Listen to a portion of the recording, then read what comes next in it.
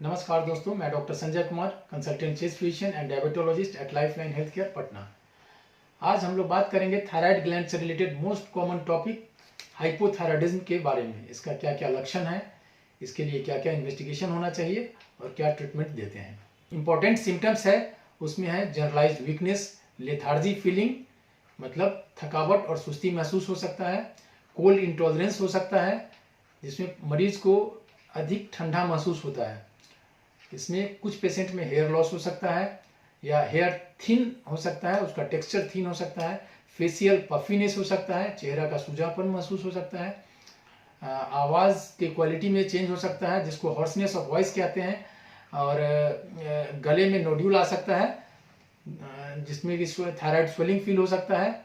कुछ पेशेंट में heart rate slow हो सकता है।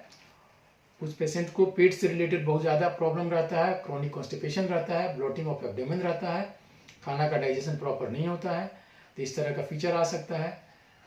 फीमेल्स में मेंस्ट्रुअल इरेगुलरिटी होने का चांसेस रहता है, जिसमें किसी को लंबा समय तक मासिक हो सकता है, किसी को मासिक स्टार्ट लेट से होता है, किसी में इनफर्टिलिटी का प्रॉब्लम हो जाता है, जिसमें कि रिकरेंट एबॉर्शन भी हो सकता है।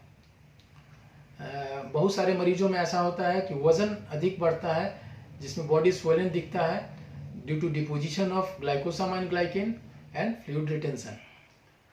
कुछ पेशेंट को डिप्रेशन का फीलिंग हो सकता है, डिप्रेशन से रिलेटेड बहुत सारा सिम्टम आ सकता है। तो अगर इस तरह का फीचर आता है तो ये सब प्राइमरी हाइपोथायराइडिज्म का सिम्टम है।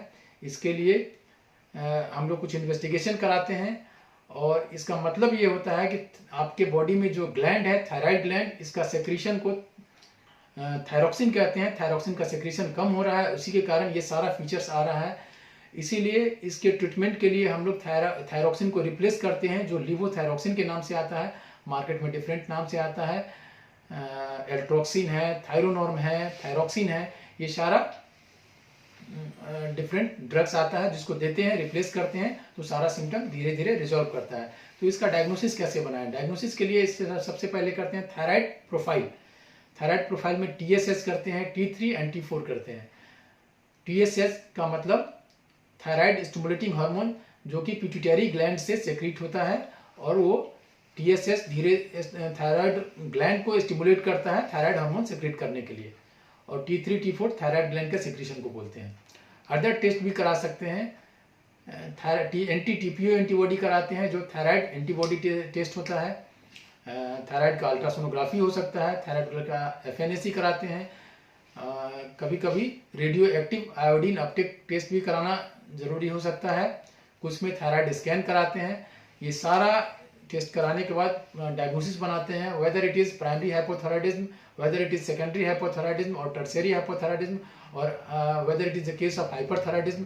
सारा डायग्नोसिस प्रॉपर बनने के बाद इसको अकॉर्डिंगली ट्रीटमेंट देते हैं। ट्रीटमेंट देने के बाद पेशेंट बिल्कुल ठीक होते हैं और आप बेहतर महसूस कर सकते हैं। धन्यवाद।